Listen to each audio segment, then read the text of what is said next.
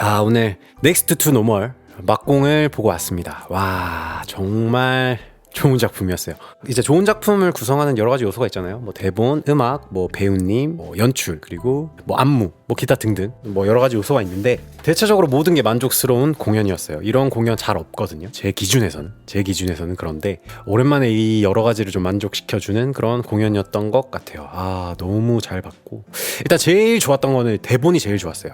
대본이 제일 좋았는데 저는 이제 뮤지컬을 정말 많이 봤거든요. 지금까지 100편 넘게 봤는데 이제 뮤지컬 작품을 보고 나왔을 때 음악이 별로다 이런 공연은 사실 거의 찾아보기 힘들어요. 개인의 취향의 영역이기 때문에 그냥 뭐 나랑 스타일이 좀 안 맞나 보다 라는 생각이 들지 음악이 구리다 이런 느낌은 잘 받기 힘들거든요. 근데 대본은 이게 조금 좀 냉혹하게 봐지는 것 같아요. 왜냐면 되게 다양한 그 대본을 봐왔어요. 우리가 드라마, 영화, 책 등등등 너무 많은 드라마들을 접해왔기 때문에 이제 조금 더 냉혹하게 될 수 있는 것 같은데 그런 의미에서 이렇게 좋은 대본이다 라고 느껴지는 작품이 정말 오랜만이었고 너무 좋았습니다. 음악이 아무리 좋아도 드라마가 안 좋으면 이게 감정 몰입도 끊어지고 보기 힘들어요. 그렇지만 반면 음악이나 뭐 여러 가지 그런 것들이 조금 부족할지언정 스토리가 탄탄하면 그래도 집중해서 볼 수 있는 것 같아요. 저 같은 경우에는. 그래서 저는 북이 짱이다. 북이 최고의 어떤 이 작품을 평가하는 요소 중에 제일 중요한 건데 그런 의미에서 넥스트 투 노멀 정말 좋은 작품이었다 이렇게 말씀드리고 싶습니다. 일단 북이 좋았던 이유에 대해서 이제 여러 가지 생각을 해봤는데 왜 좋았을까?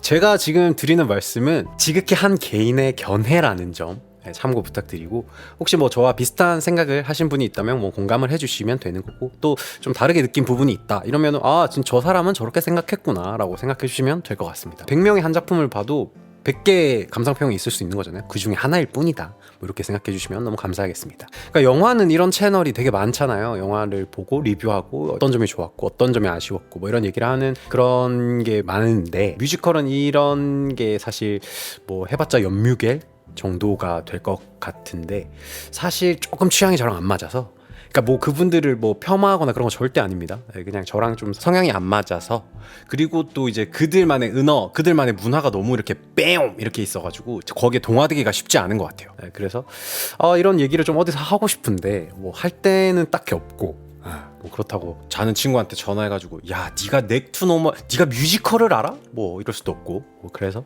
그냥 이렇게 뭐 좀 이렇게 유튜브를 통해서 좋은 작품을 만났을 때 이렇게 좀 떠들다 보면은 그게 좀 쌓이다 보면은 뭔가 또 뭐가 되지 않을까 뭐 그런 먼 미래에는 그런 걸 꿈꾸면서 녹음을 하고 있습니다. 일단 북이 좋았던 이유 중에 뭐 여러 가지가 있겠지만 적당히 친절하면서 적당히 불친절한 것 같아요. 이게 굉장히 어려운데 근데 너무 친절하면 또 재미가 없고 김이 좀 빠지는데 또 너무 불친절하면은 이게 내가 지금 공연을 보러 간 건지 아니면 숙제를 하러 간 건지 약간 이런 느낌이 드는 작품도 한 번씩 있단 말이에요. 그런 의미에서 적당하게 메시지를 던져주면서 그거에 대한 해석과 생각은 보는 사람이 하게끔 뭔가 야 이게 정답이야 야 너넨 이것도 모르면 문외한이야 약간 이런 식으로 주제나 메시지를 강요하는 작품들도 있단 말이에요. 근데 그런 작품들을 보면 되게 저는 불쾌해요. 막 오히려 반감이 들고 약간 예를 들면 뭐가 있을까 약간 그 이제 우리 때는 이랬어 막 우리는 이렇게 막 열심히 힘들게 살았어 그런 어쩌라고 그러니까 나는 지금도 충분히 살기 팍팍하고 힘든데 남이 나보다 더 힘들다고 해서 내가 덜 힘든 건 아니잖아.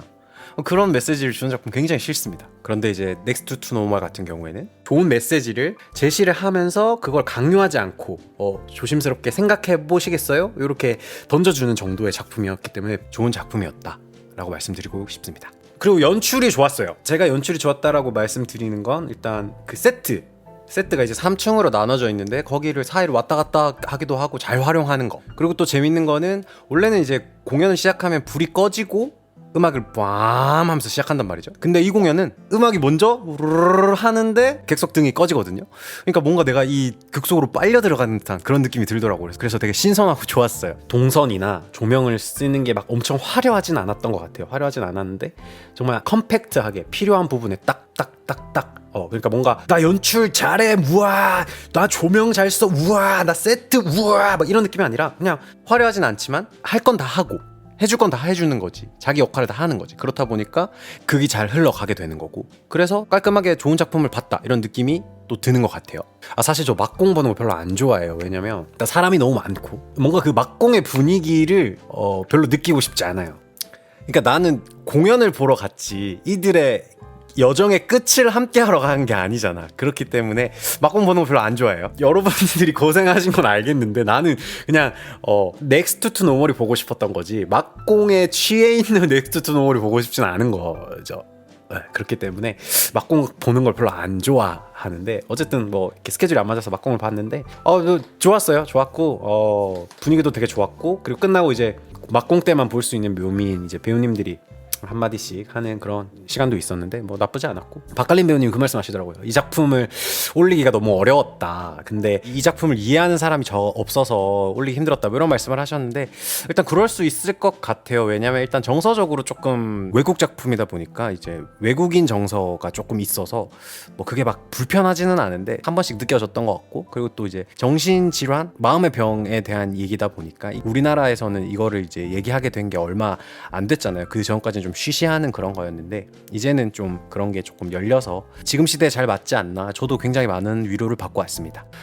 음악은 조금 아쉬웠어요. 음악 너무 좋은데 뭔가 어쨌든 좀 쓰여진 지 오래된 작품이라서 그런지 조금은 올드하다는 느낌이 좀 들었고 음악이 좀 휘발되는 음악들이 많았던 것 같아요. 몇몇 찝어주는 멜로디들이 있는데 썩 매력적이진 않게 다가오더라고요. 저한테는 편곡적인 것도 조금 더 채워줬으면 좋겠다라고 느껴지는 부분이 있었는데 그런 부분이 조금 제가 2층에서 들어서 그런지 모르겠는데 뭔가 캐릭터나 어떤 드라마에 조금 더 집중을 하다 보니까 좀 음악적으로는 조금 뭐랄까 힘을 뺀 느낌이 저는 개인적으로 좀 들었어요. 그래서 조금 더 있었어도 좋았겠다 약간 이런 생각을 했습니다. 배우님들 같은 경우에는 다 너무 잘하시더라고요. 몰입을 깬다거나 뭔가 이렇게 호흡이 걸린다던가 배우님들이 다 너무 잘하시고 박할린 배우님 너무 잘하시고 남경주 배우님 너무 잘하시고 양희준 배우님도 되게 잘하시더라고요. 되게 멋있었어요. 이렇게 남자가 봐도 이 뭔가 그 약간 봉 타고 막 이렇게 봉 한 바퀴 돌고 막 이런 거 있거든요. 되게 섹시하더라. 아무튼 멋있으시더라고요. 다른 배우님들도 다 너무 잘하시고 드라마를 보는데 방해가 되는 연기나 노래가 없어서 좋았습니다. 그리고 이제 캐릭터들 같은 경우에도 다들 되게 매력적인 캐릭터들이어서 그리고 또 가장 중요한 성장 이들이 성장을 하느냐에서도 모두가 좀 성장을 하는 것 같아요. 제가 봤을 때는. 그래서 되게 좋았습니다. 이게 또 북이랑 연결되는 거예요. 이제 북이 짱이라니까. 그래서 캐릭터 얘기를 좀 더 깊이 해볼게요. 다이애나 주인공이죠. 초반부터 뭔가 있음을 암시는 하지만 뭔지 안 보여주다가 이제 3분의 1 지점쯤에서 딱 다이애나의 진짜 문제가 뭔지 이 가족의 문제가 뭔지 정확하게 드러나게 되죠. 이거 혹시 다 보고 오셨죠? 이거 스포일러가 될 수 있습니다. 그러니까 혹시 아직 작품을 안 보신 분들은 이제 주의해 주세요. 빠이빠이. 갓난 아기 때 죽은 이제 아들을 망상 속에서 키워오는 인물이죠. 그게 이제 이 가족의 모든 불행의 시작인 것 같습니다. 근데 또 다이애나를 미워할 수만은 없어요. 이 다이애나를 통해 주는 메시지가 저한테 좀 울림이 있었는데 극 중에 그런 대사가 나와요. 나는 내 새끼를 잃었는데 이 우울이 4개월 이상 지속되면 그 뭔가 잘못된 거다, 병이다, 뭐 이렇게 얘기하는데 어떻게 내 새끼를 잃었는데 어떻게 4개월 만에 극복할 수 있냐.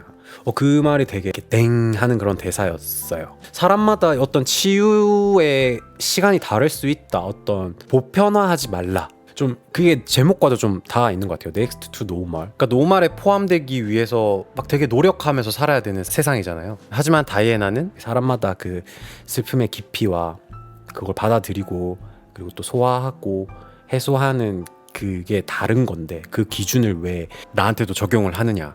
평범이 뭔데?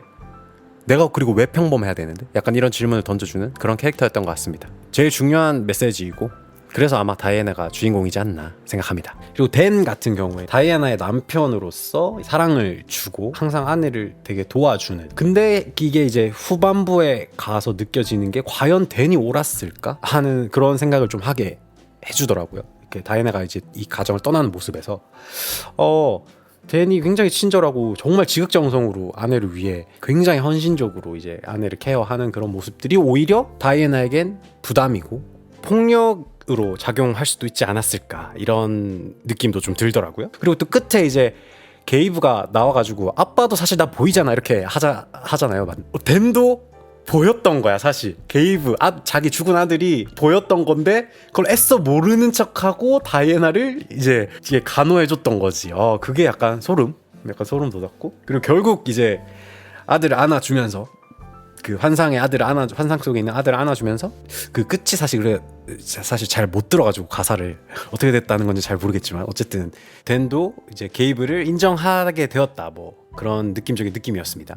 근데 또 하나 또 이제 생각을 해보면 댄도 사실 미쳐 있었던 거죠. 아들이 보임에도 모른 척하고 그래 맞다 그래, 마지막에 의사가 댄도 치료를 받으시겠어요 하는데 댄이 살짝 멈칫했다가 그래 나도 치료를 받아야겠다 이렇게 하는 장면이 나오잖아요.